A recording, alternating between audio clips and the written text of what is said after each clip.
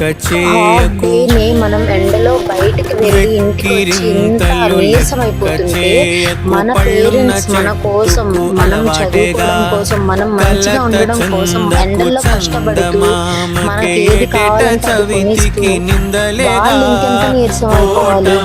నేను చెప్తుంది ఏంటంటే మన పేరెంట్స్ మీద ఎప్పుడూ చిరాకు పడకండి. ఇంకా ఏంటంటే బాగా చదువుకొని మంచి జాబ్ తెచ్చుకోవాలి అందరూ. మన పేరెంట్స్ని ఎవరైతే తక్కువగా చూశారో వాళ్ళందరికీ ఒక మంచి గుణపాఠం అయితే మనం చెప్పాలి. మనం మిడిల్ క్లాస్, మనం అనుకునేటట్టు మన లైఫ్ ఏం ఉండదు. సో అందరూ బాగా చదువుకొని మంచి జాబ్ తెచ్చుకోవాలని కోరుకుంటున్నాను. అండ్ నేను ఇది మీరు జస్ట్ తెలుసుకుంటారు అని చెప్తున్నాను. ఇంకా బాగా చదువుకొని మంచి జాబ్ అయితే తెచ్చుకోండి. ఎవరో వాళ్ళ కోసం ఎక్కువ థింక్ చేసి మీ లైఫ్ని స్పాయిల్ చేసుకోకండి. బై. నచ్చితే లైక్ చేయండి.